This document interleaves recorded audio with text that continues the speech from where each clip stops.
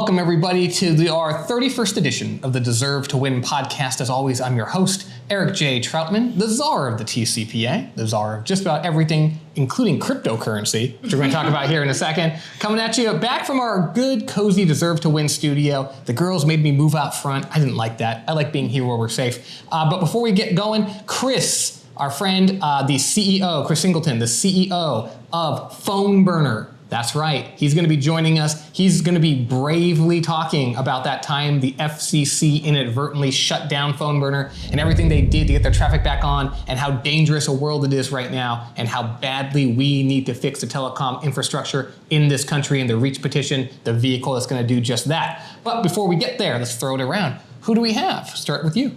Hi guys, I'm Brittany Andres. I'm a partner at Troutman Amin, and I'm also known as the Baroness of TCPA World. Fantastic. And down at the end? My name is Tori Guidry. I'm the Dame of TCPA World and an attorney at Troutman Amin. And I don't know why I went last with you today, Pooja, but whatever. If you look at the last 30 episodes, you go last with me every episode. Because you're the best. Habit. I save the best That's for the last. That's routine. You're a creature of habit, as we know. You're the dessert. And the dessert. Oh, that's cute. There it is. Pooja J. Amin, Queenie of TCPA World, and partner here at Troutman Amin. And you all like that save, didn't you? Very skillful. Gotta be. Survive around here sometimes. All right, lots to talk about. Let's start with, geez, what do we start with? You want to start with Zar coin? Sure. Zar Gold? All right, so I launched a cryptocurrency. I know, like, it's this madness. But you know what's so funny is, like, I pay attention to engagement and traffic, and for some reason, like, the Zar Gold is not really resonating with TCPA World. Like, you folks aren't, like, super into it. That's okay. I'm going to talk about it real fast because I'm into it. So I started this cryptocurrency. This is true. I started a cryptocurrency, like, last Friday. And by the time I went to bed that night, I was a crypto millionaire. Like, this is true. The thing shot up like 63,000% in 24 hours. I'm not kidding. That's like real. It was like the fastest appreciating asset in the history of mankind. Like, if you bet $1 on this, when you went to bed that night, that dollar was worth $6,300, right? Like, madness. This doesn't happen in real life. And then it kept going up. And so by Sunday night, I was worth like $2.2 million in like this funny, not real crypto money, right? And of course, so I'm getting nervous. So if you go on the YouTube channel, which you probably have seen, there's a short where I start talking to people. I'm like, hey, don't buy this thing because it's like way amped up. And obviously, you know, the way these meme coins go, they're so volatile, right? They skyrocket and then they crash. Now, to me, I thought my coin probably wouldn't crash because I own so much of it, you own so much of it, PJ the Wizard owns so much of it, and we're not pulling out, right? There's not gonna be a rug pull here, so maybe it wouldn't crash, but nonetheless, I didn't want people getting hurt. And what happened? The next day, it crashed down 90%. And by the way, I didn't cash out, not even $1, and neither did Pooja, neither did PJ. Like it's our coin. We wanted to have integrity and see this thing shine, but for some reason it still crashed, and that's just the way meme coins are. So I think it's calmed down now. I think it's probably safe if you want to go get a little bit of Zar coin, Zar Gold, right? Entertainment purposes only. Like, seriously though, I created this thing, as I've said already on the YouTube channel. I created this thing out of love, right? Because people are always saying, we love you so much, we wish we could buy stock in you. And it's like, this is an opportunity. It's not like an investment in Troutman Amin. It's not like an equity position or anything, but it's just like a fun way that you can like have a little skin in the game, right? Like kind of ride along with us, feel like you've kind of placed a bet that Troutman Amin, and particularly the Zar, is gonna go out there and keep winning and keep killing, which of course I am, right? So it's kind of the safest bet in the world from that perspective. But just something kind of fun, right? So again, if you're into cryptocurrency, check it out. It's Zar Gold. If you're not into cryptocurrency, good. Keep it that way. But it was a lot of fun. So I figured we'd lead off the show with that. Because, I mean, what lawyer starts a cryptocurrency? Like, who does that? Only the Zar. Only your friend the Zar. What else we got? We got LCOC coming up. Want to talk about that real quick? Okay. Law Conference of Champions LCOC 3. There it is. Like, wow. Like Adrian's Revenge or something. I don't know. Super excited for this. Tickets went on sale. So as we're talking right now, it's February. LCOC 3 is in July, July 13th and 14th, 2025. And we've already like sold half the tickets. This thing is half sold out 5 months before the event. It's incredible. And we've got sponsors. They came in so quickly. I sent one email. I said, if you'd like to sponsor LCOC 3, let me know. And within 24 hours, I had 5 sponsors and they all paid big invoices like within 24 hours. Love you guys. Crazy, and we love all of you. Like, we love you, but that is the power of Troutman Amin. That is the power of the Law Conference of Champions, which, look, we started throwing a conference 2 years ago, right? Our first version, it sold out in 24 hours. Last year, it sold out, took a little bit longer. I think it didn't sell out till June. No, it sold out in May, actually, and then we got more tickets, and then it sold out again in June. And so now here we are in February. This thing's gonna sell out in March.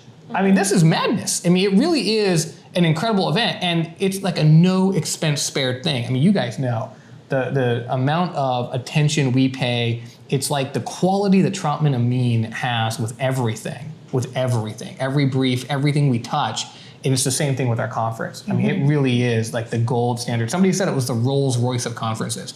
And I think that's exactly right. Like, I really think that puts the finger on what we're trying to accomplish. And this year's a little bit different because in past years, it's just been us, right? Kind of just been us, just being, the greatest thought leaders in the industry talking about the things they know best. We're still gonna maintain, of course, Troutman Amin lawyers talking with you about the content that you need and the CLE credit that you're there for, right? But we're also gonna have brands. The brands are gonna be on stage. It's gonna be a fantastic event. We're gonna talk about this more. Go to lawconferenceofchampions.com. Hopefully Danny put it up on the screen. Check it out. You gotta be there. All right, then the last thing, the most important thing. Really the most important thing, I was thinking about this the other day. I think this is the most important thing I've ever done in my career. And look, I've saved industries. I've saved businesses. I've stopped more robocalls than any human being that has ever lived. And yet, the R.E.A.H petition to stop illegal call blocking, to stop illegal labeling, and to stop TCR's disastrous 10DLC registration process is probably the most important thing I've ever done in my career. And I'm incredibly proud of it because right now, today, the carriers are stopping millions of calls that are legal communications, that are constitutionally protected speech. The Constitution of the United States of America says you cannot stop me from speaking. And yet, the wireless carriers and the aggregators in this country think they are going to stop you from speaking. And they do it every day. And that might be okay if they were looking at non-protected or illegal speech. Got it? Great. You know what? A scam call, a spam call, something that's illegal, unwanted, and unconsented, not constitutionally protected, talking about hate speech or lies or something nasty, fine, block it. But that's not what we're talking about. We're talking about perfectly legal, consented speech, business communications at times, sometimes consumer communications. We're talking about phone calls being labeled, consumers thinking that a real life mortgage company is a scammer because the label says so, when that's just a lie. I mean, we're talking about defamation here, trade libel, constantly at a scale that this world has never seen is going on right now, today, under our noses, and everyone's letting it happen. And yet my phone keeps ringing because my clients and others cannot get their calls through, and it's an abomination. It is insanity to me. And it all starts with the FCC. Now, the FCC hasn't done anything wrong in a moral sense. They've just done something wrong from a process standpoint, which is they've enabled and empowered the carriers and their chums, the aggregators and others, CTIA and others in the network, to stop unwanted calls. Great, fine, I think we're all on board with that. But what they didn't do was give them the guidance, the guidelines, the rules that they're supposed to deploy in order to stop unwanted calls. So the carriers have dreamt it up for themselves. And as time has gone on, what they've dreamt up has become more and more Orwellian and Machiavellian. And now people are talking about how the carriers and the aggregators are stopping calls based on political speech and viewpoints that they don't like. And I mean, maybe, but what I know is for sure is happening is that content is being determined to be something that isn't going to be allowed on the network. If you use the word loan, if you use the word free, if you use words, you're not allowed to send that message now, right? If you look at these ridiculous terms of use, these ridiculous conditions, like they are literally spelling out in black and white. These folks aren't even hiding their censorship. They're putting it out there saying, thou shalt not speak certain words on my network. Well, folks, that's not the way it works. That's not the way it works. And unfortunately, the FCC has not stepped up and clarified the law that that's not the way it works. So the R.E.A.H petition, which is, I'm telling you, it's the most important thing I've ever done. I really believe that. It's out there right now. It's going to clean up the 3 biggest vices in telecom right now, which is, again, the carriers blocking constitutionally protected speech, both phone calls and SMS, based upon content, but really just any legal constitutionally protected phone call or SMS should not be blocked, must not be blocked. It is illegal to block it, and we need the FCC to say that. 1. 2, they cannot label people spam and scam and fraud when that's not true.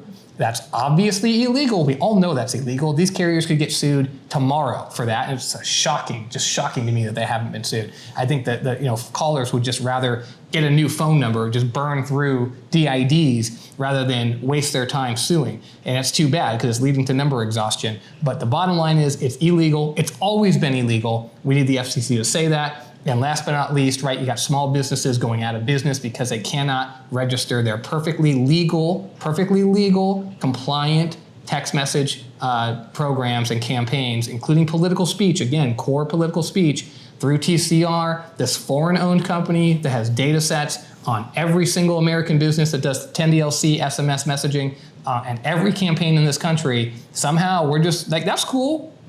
You foreign-owned company, you can have this data. God knows where it goes. No one's ever said it's not getting shared with the overseas parent. Once it's gone, where's it go? Don't know. No one seems to care. I care. Brandon Carr, do you not care? I know you care. I care. Let's get something done here, okay? Let's get this fixed. This is no-brainer land. No-brainer land, all right? Let's get this done. We're gonna talk with Chris about that. I know he's very passionate about it. I'm super passionate. I'm super fired up. And we're gonna do like several episodes on this. I mean, there's so many dimensions to what's going on out there. We don't have much time today, but it's gotta stop. And the R.E.A.H petition, if you've got questions about it, if you're wondering why your calls are getting through, if you've got concern about censorship on what is the greatest social network in our country, which is the telephone system, give me a call, shoot me an email. I'm collecting stories because when the FCC issues that public notice, which they haven't done yet, but they will soon, when they do, we got to be ready to go to battle. It's going to be a war like never before. Like this will be it. This will be the great battle in the history of telecom.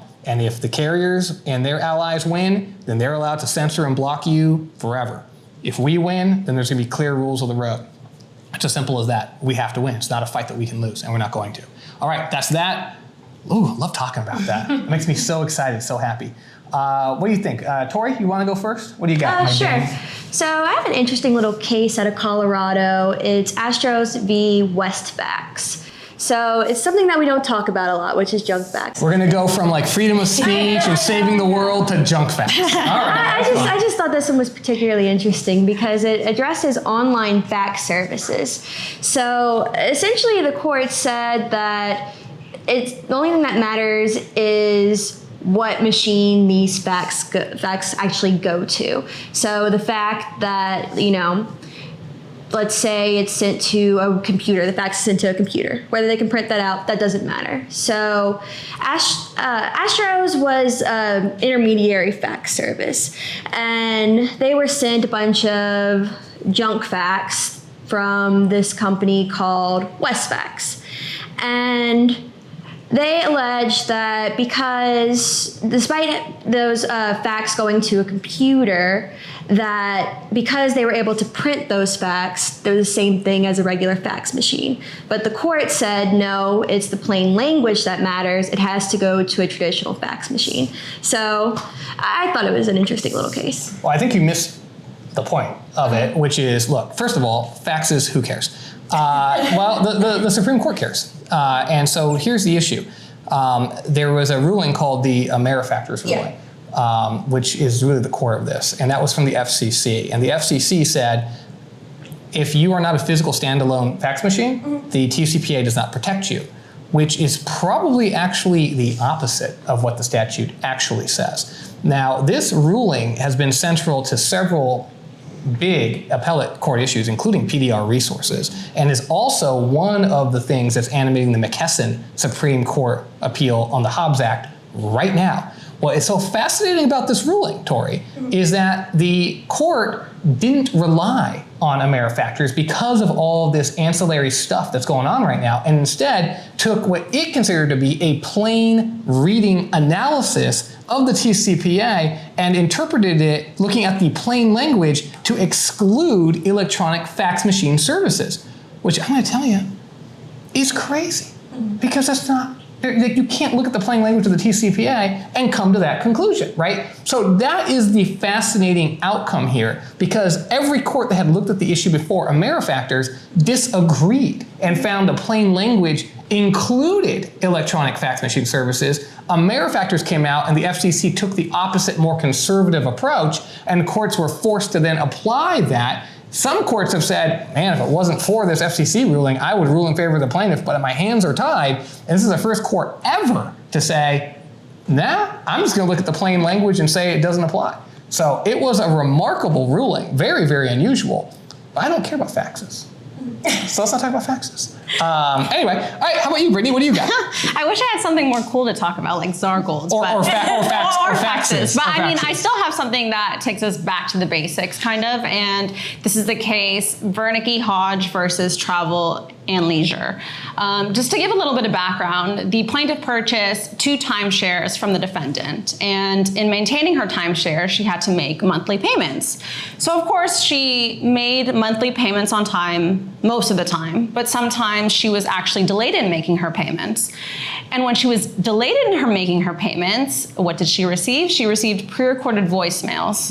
And so that's the crux of this case. So plaintiff Hodge sued the defendant for violations of the TCPA under section 227B, specifically for receiving those pre-recorded voice messages. The defendant moved to dismiss, arguing that there weren't sufficient allegations in the complaint that support that she was receiving pre-recorded voicemails. So a plaintiff can't just file a complaint and assert whatever, right? They have to assert sufficient factual allegations to support each element of the claim. And because pre-recorded voicemail is an element of a claim, you can't simply just state that, I received pre-recorded voicemails. And so when the court looked at the complaint, it saw just that, right? It saw that she received pre-recorded voicemails. When she answered the phone, she heard a pre-recorded voice. And ultimately, the court came to, I think, the correct conclusion and dismissed the complaint because the complaint didn't have sufficient factual allegations to support a pre-recorded voicemail. Yeah, it's interesting. This is kind of like a new phenomenon. I mean, you go back 2 years ago and you don't see courts dismissing that. I'm not really sure why the courts have kind of gotten a bug up their sock, or I'm not sure what a good line is. And they really are requiring people to be very specific in their allegations around pre-recorded calls, which is kind of interesting, because if I'm a judge, and look, I'm a defense lawyer, but if I'm a judge and they're like, it was a pre-recorded call, I'm gonna be like, yeah, I'll credit that, go to discovery and tell me that it's not pre-recorded. But I think most people can tell the difference. But the courts have been requiring some pretty specific allegations. What I think is interesting about this case, though, is a little bit different. It's not the holding, it's the fact that this was a pre-recorded debt collection call. And that's starting to come back into vogue.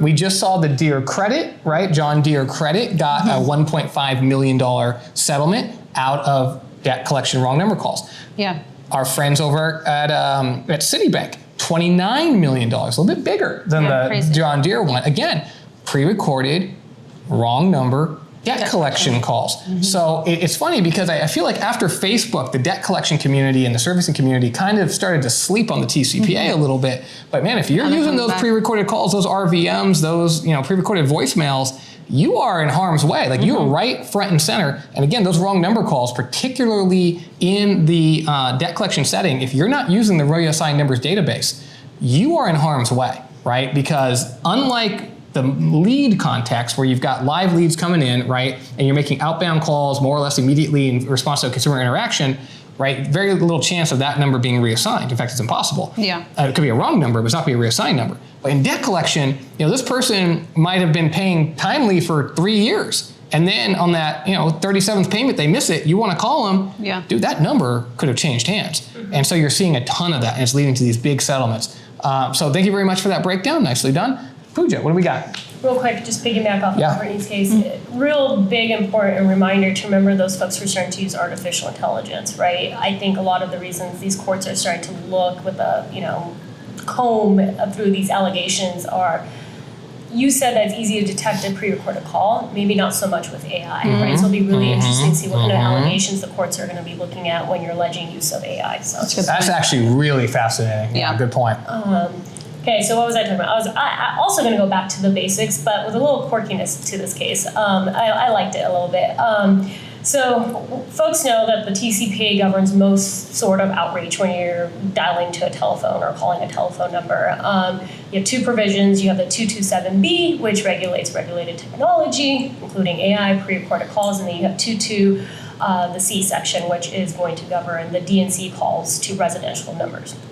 Now, which one carries a higher penalty? Ooh, we're gonna break this down. This is cute. This is cute. I like this. All right. It's really interesting, right? This is good. So little 101. Most folks hear about, $500 per call or a text message. So in the matter of Watson v. Manhattan Auto, I think it was, a dealership was going out of business, and the dealership transferred its customer lead base or its database of customers to the new owner. And the new owner started making calls to this new existing customer database that belonged to the previous owner. However, these numbers presumably had what we call an established business relationship, which provides a defense under the DNC rules, but that EBR relationship belonged to the previous owner. Yeah, actually, can I pause you? Yes. It wasn't a different owner.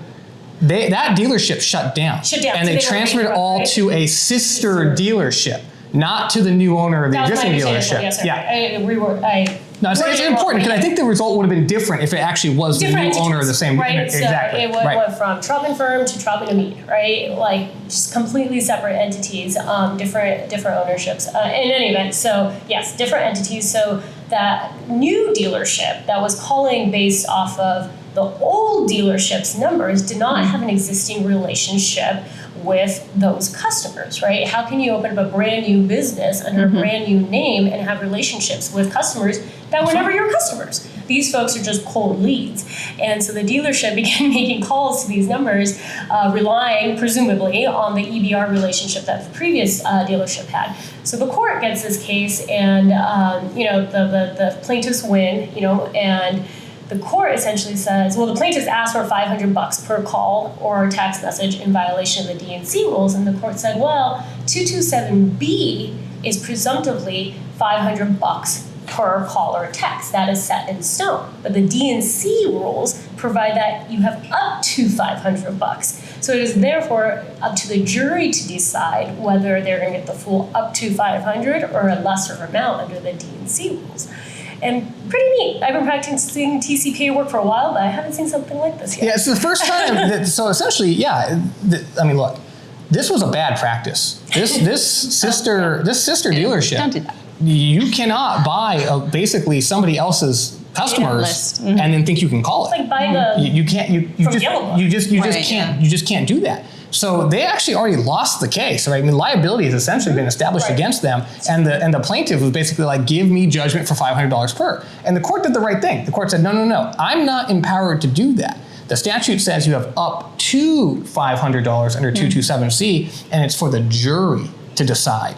Your fate is in the hands of the jury, both the plaintiff's fate and the dealership's fate. So they've got to go now talk to the jury and say, they should get hammered for the full 500. They should get, $1.50, right? And how likely do you think it's going to split the baby? This is going to be good or bad, right? Because it depends on who's going to argue the better amount is. Well, I honestly think that this is likely because you've got 12 different people you have to convince. Right. And Tori's tried a bunch of jury trials. I've tried a bunch of jury trials. Trying to convince on a dollar figure every single juror, 12 jurors to agree on a dollar figure, very tough. Impossible. Very tough. And so you see a ton of this split the baby, right? 3 people say it should be 500, 3 people should be 0, I think it should be 100, and you'll start seeing them just kind of move around, and it'll end at $212.50. And how they got there, it's an Ouija board, right? I mean, so that's probably what's going to happen, but we don't know. We're going to find out. Really, actually very interesting. And now, through the power of Troutman Amin LLP, we are incredibly excited to bring you an interview with Chris Sorensen, the CEO of PhoneBurner. Chris, thanks so much for being here, man. Eric, team, thanks for having me. Great to be here. So Chris, PhoneBurner is a fantastic, obviously, dialing platform used by thousands of companies. Give me a little bit of background on PhoneBurner and on your role and kind of who you provide services to. Yeah, sure. So the company's about 23 years old. We just celebrated our 23rd birthday. I'm a new kid on the block. I joined PhoneBurner actually on Valentine's Day of 2022. So I just celebrated my third anniversary with the company. Congrats. We're that dialer that doesn't want to annoy people. We're a power dialer. We're not sending out multiple calls at one single time. It's one call, one through to those that we're trying to reach out to. We've got about 10,000 customers that use our platform. A lot of real estate agents, a lot of mortgage agents, a lot of insurance agents, recruiters. A bunch of different people like to use us because they really care about how their calls are presented to people, and they don't want to get caught up in all the compliance things that, as you and your team well know, happen when you use auto or multi-line dialers. Yeah, so PhoneBurner, pretty good platform. You guys have been on my radar screen for quite a while. I have known quite a few small businesses that do use PhoneBurner. Really, very little complaints. The book, as far as I know, it's a real easy platform for folks to use. Not why I brought you on here though to talk about that. What I want to talk about is a couple of things. One, and kind of what I want to start with, is a couple of years ago, I guess maybe it was just last year, you guys had a run-in with the FCC, and it was one of the most unfair, ridiculous things that I've ever seen. And I think, when you and I were talking before the show, you were kind of giving me a breakdown of the impact that it had on PhoneBurner. I just thought, man, this is amazing. Like, what a story. So if you wouldn't mind, just kind of walk us through chronologically, what happened from your perch, orient the viewers, and I'll chime in, because I just think this is a heck of a story. Well, sure. Well, it happened on January 24th of 2023. The irony of that date was I was the CEO of the company for 24 days when we got the notice. So trial by fire, kind of the first thing that you get faced in the new role. It was a Tuesday afternoon, Eric, and I was actually on my way I live in Seattle, and I was on my way to go interview a product manager. And I got a phone call from our general counsel and said, hey, have you seen this FCC notice? No, I haven't. I have no idea what you're talking about. And so I quickly pulled over, as you can imagine, and my world changed as I got off that exit in more ways than I ever expected it to. So basically, the net of it is we had a customer who allegedly was doing some things that not only the FCC didn't like, but a lot of states didn't like. And so therefore, as the groups got together, it was determined that we need to get this entity, our former customer, off the network entirely. And as many in your audience, and I know you and your team have read the notice from the FCC, it was interpreted in such a way that many of our carrier platforms at the time interpreted PhoneBurner can't get a dial tone. And so systematically, we rely on 2 or 3 different carriers at any given point in time. Systematically, we started to get these form letters. I got these form letters that were coming into my email. Your service has been suspended. The decision is final. There is no sort of explain yourself opportunity here whatsoever. So that Wednesday, after we had gotten, the notice that went out into the public, we literally had no dial tone whatsoever. And, that's like having no oxygen. And so we had thousands and thousands and thousands and thousands of users that had for years relied on our platform to get in touch with their customers and with their prospects, who suddenly were coming into work on both Wednesday and Thursday and not able to place their calls. Crazy. Just crazy. The stress was just, as you can imagine, almost unbearable. Yeah, and so let me just pause you in this narrative, because I came into this on Tuesday and I look at the ruling and I'm like, oh my God, this is really carelessly worded. Because what it said, I think the company was MV Realty, if I remember correctly, was the entity that was supposed to be taken off the network. And what it said, what the direction was to the carriers, is that, essentially, dear carriers, thou shalt not permit MV Realty pre-recorded calls via PhoneBurner, right? And I remember reading that going, all right, there's no way the carriers are going to be able to distinguish the MV Realty calls from all the other traffic on PhoneBurner, and they're just going to shut down PhoneBurner. Like, I think I talked to you about this. I was like, oh my God, PhoneBurner is in trouble, right? And you and I hadn't connected. I didn't talk to PhoneBurner at all. I just saw this. And so I do a quick blog, and my initial blog is basically like, hey, this is dangerous. I don't know what the commission is thinking. They seem to be shutting down all of PhoneBurner over just some specific calls from one entity that's like one of thousands of their customers. And in my mind, like, and I think I might have said this, like, this is really irresponsible. It's really, I mean, if you just pause to think about it, what the order basically was not an order to you, to PhoneBurner, to do anything. It was an order to every other carrier in America to stop carrying your traffic. That is just, it was, at that time, it was the first time that there had ever been such an order. So you just pause and think, like, my mind was blown that every carrier in America was just directed to do something.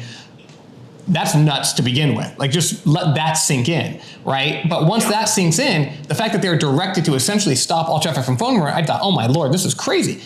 And sure enough, the next day, you've got this, like, and I thought it was just like the bravest thing. You know, you've got up on the PhoneBurner website, you know, basically this plea to say, hey, look, we're doing everything we can. This is nuts. We're so sorry to, like, your users. I mean, like, tell me about that. Like, just walk me through the mindset during that, like, 24 hours and how you were scrambling to work with the commission, to work with the carriers, and to help, you know, I was gonna say appease, that's the wrong word, assuage your customers. You know, boy, there's a lot of people I would like to start out by thanking and answering that question, because it certainly wasn't anything that I could do on my own. One of the things that we did was we retained some counsel that had previously worked with the FCC on similar things. This was kind of unprecedented, as you alluded to. And so we worked with an attorney. Her name's Michelle Schuster, and she was very instrumental. And I don't know if you and your team know Michelle, but she was really helpful for us in that. I think the internal team, as you can imagine, your Zendesk tickets, the calls coming in, the amount of just confusion and anger and what's going on, and not being able to give a clear story, because we literally were like a diver way down, could not get any oxygen to come back up. And so, our poor support team at the time, I mean, they're the real heroes in the whole thing, because they took a lot of incoming fire, and very proud of them for what they did during that time. But there were a couple of key relationships on the periphery with some people that I had worked with previously who had made some introductions that really kind of gave us a bit of a spark about 72 hours in after this all went down. I'll bore you with a little bit of a funny story. So about 2 miles from here is this park. And it's an absolute gorgeous park. And this is in the middle of January. Seattle's very dreary. And this is on Thursday night. And, I'm sitting there in my car about 6:30, 7 o'clock, telling myself, if I don't get a dial tone tomorrow morning, we're dead. Like, we will not survive the weekend. 20 plus years of history for what the two guys that founded our business has built up, all the people that we've hired, all of these companies that rely on us. If we don't get a dial tone tomorrow, we're done. And so I'm sitting there, I'm a person of faith, and I'm literally got my head in my hands praying, like, I've got to have something. I've got to find some sort of an angle. And so I start going through, and I'm not suggesting this is the right protocol if you're in, between a rock and a hard place, but I start going through my contact list on my phone. And I came across a guy that I had known for a long time that was down in Miami. And I texted him and said, hey, I'm in a little bit of hot water. Can you spare 5 minutes? I got to just ask you some questions. And he had previously worked at Amazon on their voice platform. And I thought, if there was some sort of angle that we could help our users self-serve, because at that point, I mean, team, I literally went to every single carrier in the country that I could figure out. I probably talked to 40 carriers in 48 hours. And every single one of them said, we don't want to take your call. We shouldn't even be talking to you. Our attorneys don't even want us talking to you.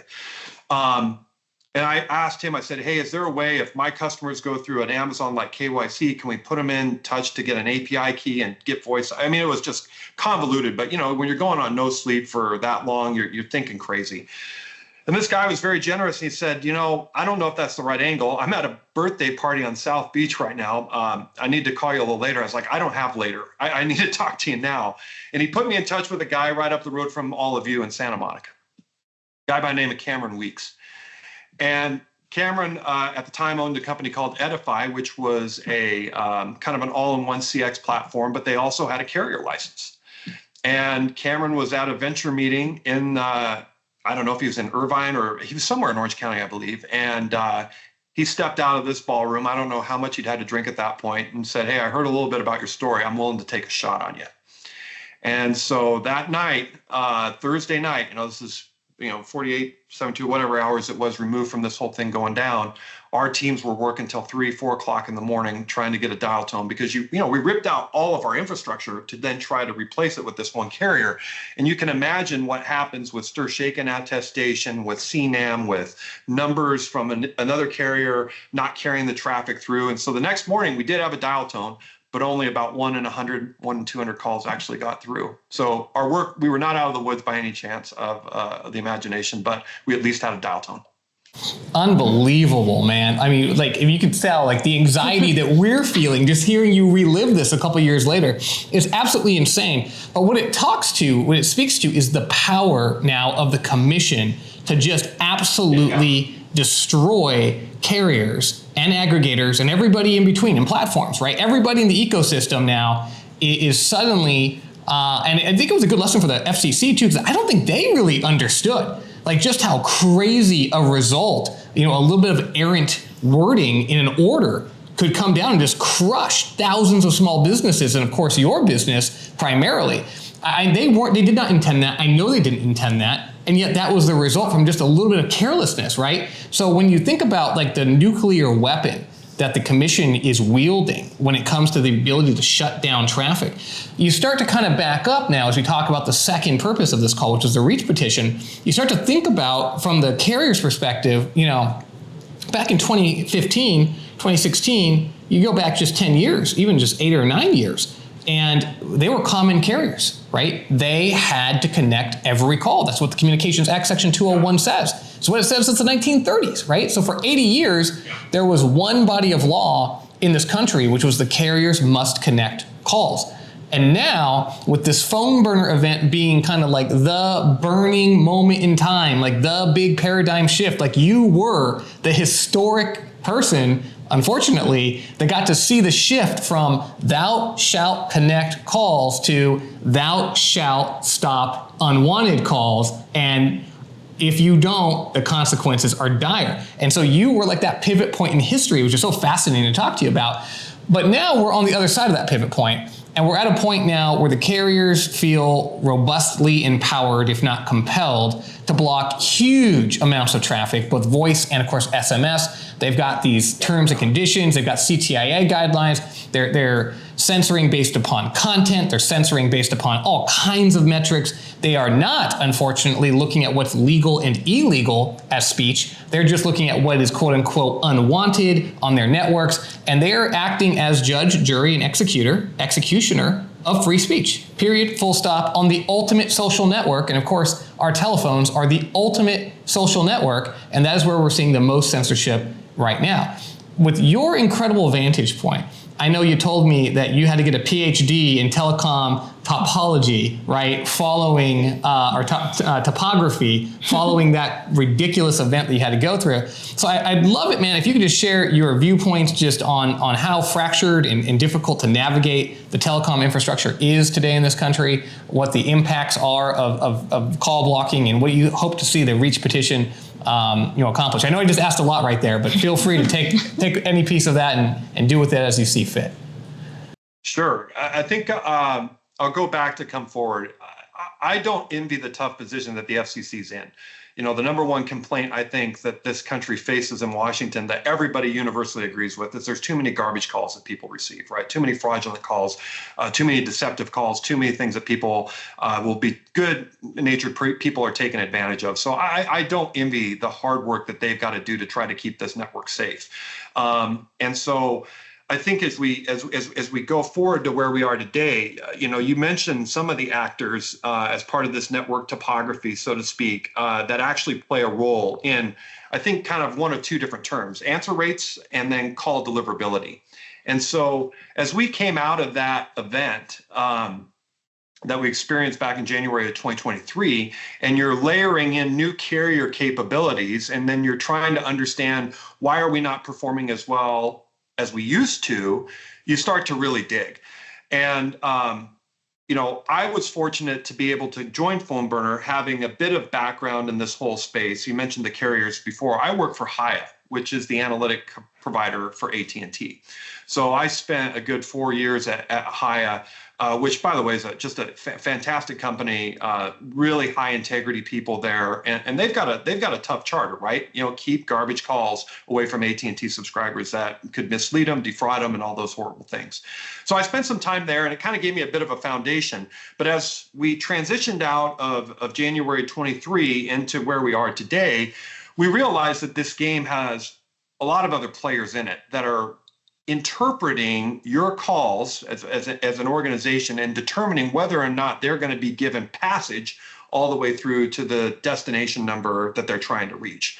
And so we've studied this deeply. And what I can tell you is that there's a couple of things that I think are going to be interesting for your audience. First off is I think the common, because it's the most publicly available information, the common frustration or shake your fist point is at these analytic companies, because they're the ones that have in-network capabilities at AT&T, Verizon, and T-Mobile. And then by extension, all the MVNO carriers, right? Like the Cricket Wirelesses and Boost Mobiles and all those others. So I think there's a lot of people that are frustrated because they think that the problem solely lies with those companies. And what we've found out is that they are only one part of this equation, and half the time it's really not even their issue that's getting you caught up. Your calls are not even being passed through to them to make a reasonable interpretation of.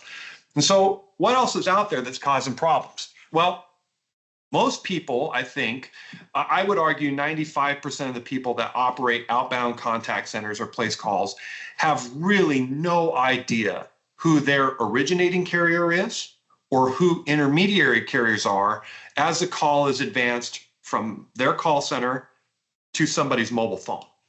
And so, last data available on, how many registered carriers there are in the US. I think the most recent data the FCC published was in 2008. It was over 6,500 registered carriers that are given the ability to do interstate traffic. That's 6,500 carriers. That's a lot, right? And if you have no idea how your call traverses across that network, there's a lot of different places where that call can get caught up.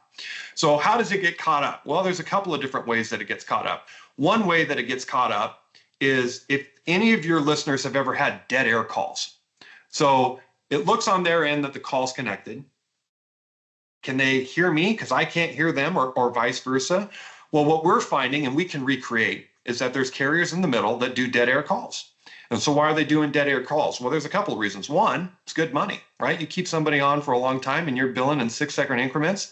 It's kind of like that old joke in the movie Office Space, right? Like, you could keep the meter running quite a bit of time. And so there's some fraud that I believe still exists in the system where they are showing false answers actually that are happening. Stir shaken tokens, sometimes caller ID gets switched out. So intermediary carriers are not our best friends. Now, people think, well, it's the cheapest way to get a call from A to Z, but that often isn't the case. In addition to that, 2 or 3 other things that I think are worth mentioning that most people probably don't know is that my personal estimate here is that there's between 10 and 30 million unallocated phone numbers out there that are called honeypot numbers. And the only thing that they do is listen when your organization places a call for that call, because they should not be receiving a call from your phone number. Why? Because that number is not ported to an individual or to a business. So if your phone number gets caught in there, well, they've got now great data that they can then share with others to be able to say, hey, these might be some nuisance or spam type calls, right? Because if you had really good pristine data, you wouldn't be calling into them. So those are just 2 examples. I've come up with a list. I call it the dialer dozen. 12 different ways in which most people don't know how their calls are being impacted, both from a delivery standpoint and an answer rate standpoint. I love that. Send that to me. I want to put that on TCPA world. No, because what you're breaking down is important. You haven't even touched them all, right? Because if you think about the players in this ecosystem, right? So you've got on the SMS channel, you've got 10DLC with whom you have to register. Then you're going to have at least a platform partner. Then beyond that, you're going to have an aggregator partner, right? And then in theory, you're going to have the originating carrier. And then you've got the analytics engine sitting in the originating carrier. Then you've got each of the potential intermediate carriers. And oh, by the way, after the SmartBiz lawsuit in Florida, all of them are paying attention to the traffic now too, right? And then you've got, in theory, the terminating carrier, right? So you've got 9 potentially or more entities between you and the user that you're trying to contact with consent, right? Like this person asked to hear from you. But in order to get to that person, you got to go through 9 different steps, any one of which, literally any one of which, could freeze you out of the network, and every one of which, from a certain perspective, is incentivized to do exactly that. So when we sit back and we think about how fractured and complex it is to navigate this telecom industry that we have right now, it's any wonder that any calls make it through, right? I mean, it's an incredible, and that's not even to mention the labeling that the carriers now are putting on the phone calls to make it more difficult, really, I mean, for people to answer the phone and to ultimately, in my opinion, and the opinion of others, to drive call centers to use their white label solutions, right, to make more money off of these calls instead of just connecting them faithfully. And all of this is bad enough. It's all bad enough. And then when you realize that the commission, the FCC, has never given standards to any of these actors to dictate their behavior or to provide guidance as they're conducting their licensing scheme, deciding who gets to speak and who doesn't get to speak, exercising in some instances prior restraints on perfectly constitutional speech, right? None of these actors have any guidance from the commission, any black and white. Here is what you can do, here is what you can't do. And it's crazy. I mean, the fact that all of this has been built up over just the last few years, right? 2018 was the first time we saw an attempt to safe harbor at a default call blocking scheme, right? That was just 6 years ago, because it was in December of that year. So, I mean, we're really just over 6 years from that. And in between that 6-year period, we have PhoneBurner getting hung out. We have One Eye getting shut out, right? We've got more recently the folks at Telmex getting hammered. We've got the SmartBiz event with the intermediary carriers. And so really everybody from the start of the funnel all the way to the terminating carriers have felt the pain now. All of them have felt the pain at least once, right? And they're all saying, well, I can't let that happen to me. So they're all scared. They're all incentivized to block calls. They're all incentivized to block SMS. They're all incentivized to make your life difficult as a call center. And yet the FCC has never told them what the rules of the road are. They've said, if you violate the rules, you're in trouble, but they haven't said, here's what to do, right? Here's how you do it. So the FCC, in my opinion, has really let people down. I mean, they just have, right? In their rush to try to stop robocalls, they've empowered a bunch of people and said, go block calls. But they've never done the hard work, which really they have to do, of saying what calls can and cannot be blocked. And most importantly, right, saying it's the quiet part that they said loud, which is block calls, but they didn't say the loud part, which was make sure they're constitutional or not constitutional, make sure they're illegal. Make sure the calls that you're blocking are wrong, are illegal spam messages. That part never got said, or at least it never got picked up. And so for some reason, everybody thinks that they're allowed to block all the messages, all the calls on the basis of content, regardless of whether or not it's constitutionally protected, regardless of whether or not it's legal. The FCC has never said that that's okay. The courts have said that's not okay. That's not okay. But the FCC needs to come out and say that, which is why the R.E.A.H petition is so dang important. I know you reached out to me because you saw that petition, you saw my little interview that I had with Johnny Tyrone and Alan, and you were like, hey man, I want to talk about this. So what are your thoughts, man? No, I agree. And I think that, when you look at maybe, and I'm not going to speak for them, but, you step back a little bit, and I can certainly speak from experience that I've had at other places in addition to PhoneBurner. So the nuisance labeling, the old phrase, one man's junk is another man's treasure. So you get a phone call, you decide you want to refinance your mortgage. So you go out there to 2 or 3 different providers with the intent of trying to get quotes to come in to understand what the market can bear for you, right? What's available to you. Well, I may want to continue to get calls that are either identified or come through with no labeling because I have not yet selected a mortgage broker for which I want to go forward with and sign an agreement with. But the guy they called 5 minutes earlier decided an hour ago who he was going to go with, and then subsequently decides I'm going to report and mark every single one of those calls as nuisance, even though he consented to give the right for those calls to come through. And so one of the, in the early days back in this, kind of this whole beginning of call labeling was this whole idea of what does it really mean to be a nuisance call? Because in many cases, particularly for consented wanted calls, just because your needs are met does not mean that that call is nuisance for the next person that number is trying to reach out to. It's not fair. So if you don't know how to articulate and take your argument to these bodies of parties that sometimes work together and sometimes do not, you're done. Or you resort to other tactics. And so what do I mean by that? The idea now that, this number rotation, I'm sure you guys see this all the time, right? People just go out there, they decide that they're going to rotate numbers through, only have it do 2 or 3 calls because they think that somehow, some way is going to help those calls get answered. That's the biggest farce in the entire universe, right? Because they've caught on to that. And so what do they do? My supposition, my guess here is that they go out and the first time that they see a number that has not been used for a while, what are you going to do? You're going to flag the first 5 or 6 calls until you see some sort of pattern exist of two-way communication or some length to a call before you determine, hey, that's a number that is generally wanted as part of two-way communication. So I think that, there are a lot of bad actors. Can I take 2 minutes to kind of step back to say how I think we got here? Because I think it's kind of important. A lot of people, I think, wonder, how did we get to this place? I think there's 2 or 3 reasons we're in this state of affairs that we're in over the last 10 years in particular. One is that the minute you take the effective cost of doing something down to 0, people take advantage of it. And I think as any reasonable buyer will tell you, it is cheap to make a phone call in the United States. So what happens? The network absolutely gets flooded with phone calls. That's number one. Number two, and I think every single one of us can share our experiences with this, as we saw the proliferation of broadband internet in countries less regulated than the US, that's where a lot of this activity started to spin up, because they were taken out of the US to go do that, where the long arm of the regulator can't really touch, right? And so they are sitting here in this situation where it's effectively so cheap to do it. It's being done in these other areas. So what do? That's blunt instruments, so to speak, that are out there trying to do it, which then creates terrible problems for Eric, our shared customers, our shared clients, right? They're the legitimate people trying to do this, yet all these blunt instruments exist that prevent them from being able to connect with somebody.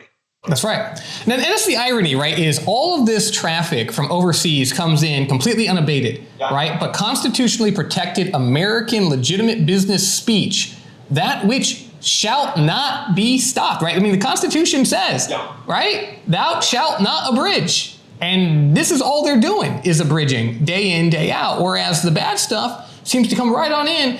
And I was talking to Johnny Trone the other day, and to me, and look, it could be a coincidence, but TCR, right, the campaign registry, this foreign-owned company that's in here with all the 10DLC hookups, right? Before 10DLC, before TCR, you go back to 2018, and the chairman of the FCC is saying, hey, man, there's no spam in the SMS channel, and there wasn't.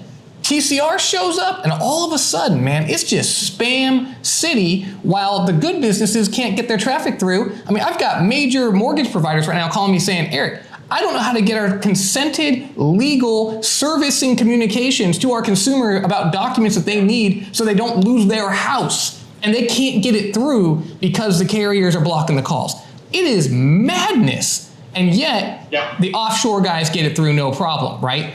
There is something really, really screwed up here. And the commission needs to step in and give those guidelines, period, full stop. And you know it more than anyone because you lived through it, man. I did live through it. Yeah, and I think that mortgage example you bring up is a really important one. And it goes beyond that. You think about, we got a guy on our team. went to the skincare doctor, was waiting for results to come back. What's that call show up as? Spam. Oh. So he avoids it, right? It's crazy. And yeah, it's insane. So something's got to be done. I'm happy to share that list of those 12 with you because I think that there are many things that people can do. And we certainly, to the extent that we can, want to help as many people as possible to increase their answer rates because, we talked about this the other day, Eric. If we don't do something, this channel is not going to be here in 5 years. I think it's facing an existential threat. And if we don't have the phone call, that is going to have catastrophic implications on our economy, the way that we do business, and the way people go about living their lives. And so we've got to throw everything that we can at it, and we got to understand the actors in the game, and we got to help good, legitimate enterprises connect with the people who want to have a relationship with them. It's like I've been having this conversation more and more lately. It's kind of like I'm wondering, am I defending a dinosaur technology? I mean, has everyone decided that we're getting rid of phones and I'm just like the last one to know about it? Because the way the commission has behaved, the way everybody in the chain is acting, it's like they don't care if businesses stop trying to make phone calls and do text messages and move to OTT services, move to RCS, move off the public switch network, go to private channels. I mean, sure, Zuckerberg and WhatsApp are going to make a killing. I'm sure Microsoft will come out with something. Like, is this the strategy? Like, are people just going to move off of the old telephony, move to Starlink, move to VoIP, move everything to alternate communication channel? Is that the plan? And I'm just over here saying, oh no, we need phones, and everyone else is laughing at me? I mean, is that what's going on? What do you think, man? I mean, I think it's hard to argue with that position, certainly when you see how hard it is to do these things, like place a simple phone call or get your campaign approved to send SMS messages when someone has said, yes, I'm giving you consent. And that, by the way, on that SMS thing, that moving target that literally changes every 2 to 3 weeks in terms of what businesses have got to stay in compliance with is mind-boggling and so frustrating for people. No, it's got to stop. It has got to stop. I mean, it is as simple as that. And the R.E.A.C.H petition is the vehicle, and I know that you're supporting that, and I love having you, man. All right, we got to wrap this up. I'm going to give you one more minute, my friend, and the question we always ask here on the Deserve to Win podcast is, in your view, you can take this however you want, what can people do to deserve to win? Well, I would tell you there's 2 or 3 things that you can do. One, if you're watching this, you're probably paying a lot of attention to what Eric and his team are talking about from the standpoint of being compliant. So you need to continue to do that. The second thing is you need to educate yourself on how do phone calls get from your call center or your doctor's office or whatever business you are to the end consumer. If you are ignorant in that, doesn't matter if you have the best compliance in the world, that call is not going to get through. And so I would encourage people, Eric, in preparation for this, I put up a website, answerrates.com. One word, answerrates.com. And I would encourage people to go to that because I think after you and I talked last week, it's imperative that, as we learn things, that we continue to share these with enterprises that have a vested interest in the phone still being relevant to them and being able to communicate with people. And so I would encourage people to go to answerrates.com. We're going to start a newsletter on there to be able to help educate the people that are listening to this and others that want to make sure that those calls get answered. But do not be short-sighted. Make sure that you have the compliance angle, exactly what you're doing when you're talking to Eric and his team and you're reading everything that you can there, and then also educate yourself on this network and what it takes to get those calls answered. I love it, Chris. You're the man. Thank you so much for being on. Love it, man. We'll talk soon. Thank you. Thanks, everybody. Appreciate it. Wow. That might have been my favorite interview that I have ever had. Let's throw it around. We'll start with you, Baroness. What'd you think? Wow was a good word because I just felt like that was a lot to take in. There was a lot of information that was thrown there. But I think one thing that stood out to me was just hearing his viewpoint when everything went down. He knew exactly where he was, what date it was, when that notice came in. It was 9/11 to this guy. Yeah. He said, I was in my car, I pulled over to the shoulder when literally his world flipped upside down. And I just can't even imagine what it would have been like to be in his shoes, but to hear what he did, even the steps he took thereafter, like going through his phone book, reaching out to people that he even, maybe met once or something to try to figure out what to do in that scenario, I thought was very impressive and fascinating. Well, he had to. I mean, the guy's fighting for his life, right? Yeah. I mean, and I told you when this podcast started, I'm like fired up today. And it's like stories like this, like really fire me up. Like this guy did nothing wrong. His company did nothing wrong. Yeah. This was just an errant oversight by the commission. And look, you guys know, I love the commission, generally speaking, but I mean, we have to all understand, I think they understand now, like these little mistakes, the smallest mistake, and these guys are fighting for their life, scratching and clawing. And you mean, you're the guy, he's like in a car praying. I mean, this is crazy. Tori, what'd you think? Well, I don't know if it was by design, but I thought it was interesting that initially he put more of the blame on the carriers than the FCC. His view on the FCC was, oh, I wouldn't want their job. Oh, they work so hard. Then, you came in and you're like, oh no, what they did was absolutely wrong. That was a blatant oversight by the FCC to make an order seemingly, causing all your traffic to be blocked. And he didn't really seem to turn from that despite, you laying it out pretty clearly. So yeah, I mean, I see both perspectives. Like as we're assigning fault here, it's funny. It's everybody else's fault, but PhoneBurners. And I guess somebody could push back and say, "No, time out, Troutman." PhoneBurner let NV Realty on with their scams. Which, by the way, if you go back and look at that order, folks, those weren't even scam calls. Those might have been consented, legitimate calls. By the way, there's never been a finding ever. By the way, that those were illegal calls. And so PhoneBurner, right, became the victim of what is, in my opinion, poor craftsmanship by the FCC, but could also be perceived, and probably how he perceived it, as fear, cowardice on behalf of the carriers. But again, when you're looking at a nuclear weapon being used for the first time that's never been seen before, I don't fault the carriers. That's why I told you, I saw that order on Tuesday, I thought, oh my God, PhoneBurner is in trouble. Because I, as an attorney, know the FCC, I can read this very easily and know the FCC is not trying to shut down PhoneBurner. Right. But I also know that the carriers are not going to take a shot. They're not going to take a chance. Are you kidding me? They're not going to go against the FCC order. They're going to run away. And that's exactly what they did. Can they be blamed for that? I mean, I don't know, maybe, but honestly, look, they're there to take care of themselves, right? They're there to take care of themselves. They're not there to take care of PhoneBurner. And when the FCC comes out and names you and says shut down traffic coming off that network, I don't think I can point blame at the carriers for what they did. It was pretty cowardly. I'm not going to lie, but by the same token, I mean, that's discretion is the better part of valor in that situation. It's kind of my thinking. But great points. To the Dame, always fantastic. You did great today. I appreciate you. Pooja, I know you were fired up today too. What are you thinking? Well, initial thoughts, respect to PhoneBurner and his guidance of hiring good counsel, right? Schuster is someone that we know well. If you're calling Schuster, you're calling Troutman and me, lots of respect from you from taking compliance seriously. And you heard what he said at the end, right? Take compliance seriously. Initial thoughts, deeper thoughts. Ignorance of the law is not a defense, right? We all know that. But if I don't know, if there's no law, how do I follow it, right? So when he was talking about the SMS traffic, it was really interesting because you take carriers like T-Mobile that are presumably still requiring one-to-one consent and they're not allowing shared consents across their networks.